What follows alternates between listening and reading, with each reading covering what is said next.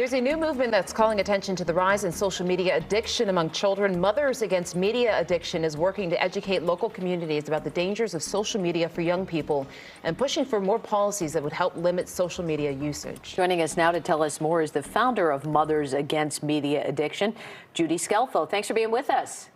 Good morning. Thanks so much for having me. So, we all as parents know that this can't be good for our kids. We know that it just makes them feel bad. But what can you do? Are you going to convince any of these social media companies to do anything? Actually, there's a lot that we can do because we have an unprecedented youth mental health crisis that is absolutely wreaking havoc on our kids' lives, and it's devastating families. So what we need to do is educate ourselves about what's best for our kids. Parents need to adopt new norms and really delay giving their kids smartphones and access to social media as long as possible. And we need our lawmakers to step up and start putting some policies in place that require these companies, these corporations, to really do what's in the best interest of children and not allow them to exploit children's emotions for profit. Sometimes when I look at the schools, I say, okay, well, why even allow cell phones in schools? But then there's that safety component to it when you look at, unfortunately, some of the things that have happened in schools. And yes, there is sometimes a necessity for a phone to call for emergency services potentially. So what is is there a middle ground there that can still make people safe, but also limit the amount of social media interaction that they have, particularly in schools?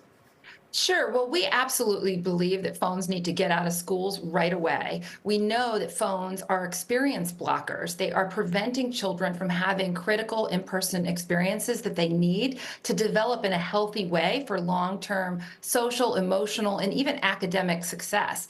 I'm a parent of 3 kids, and I certainly live in terror of a school shooting or something like that. But we know from the experts who manage these situations that a child is more at risk if they have a phone because they could be distracted.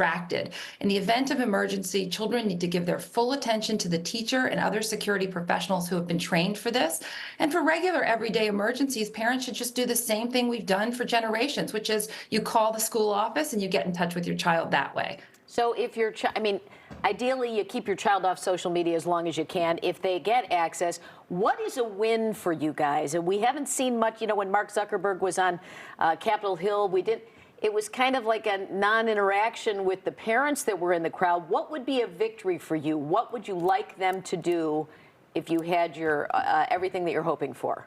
So they need to stop exploiting our children's emotions for profit. And we should treat children very differently than we treat adults, the same way we do when it comes to alcohol or driving or drugs or gambling. But how would they do that? It's unacceptable that they make these algorithms in such a way that they are addictive and they exploit kids' feelings. So what we need to do is have policies in place that force them to do that. I certainly wish they would do it of their own accord, but we've been asking for a while and they don't seem to care much about anything except profits. What kind of policy would that be, though, that you have the age limits exist? What would you like specifically? Great question. So right now, the Kids Online Safety Act actually has 66 tripartisan supporters in the Senate. So we'd like to see the Kids Online Safety Act passed as soon as possible. We'd also like to see COPPA 2.0, which is the Children's Online Privacy Protection Act. It's already been law since 1998. It just needs to be updated to include teenagers. So we think both of those federal policies are great regulation. And we also think the age-appropriate design code, which is the kids code, is something that's in a few states right now. That is great legislation that creates a duty of care for these corporations to make sure they can't do things that harm kids. So those are policies that should happen at a regulatory level. But for parents, another thing you can do, again, is just delay. Right. There is no reason your kids need to be on these platforms. And unfortunately, I just interviewed too many parents whose children are self-harming or have died by suicide or because of online challenges. And I just don't want that to happen to any more kids. Julie, thank you very much. For more information, you can visit wearemama.org. Check out their social media. Again, Julie, thanks for your time this morning. Thank you so much.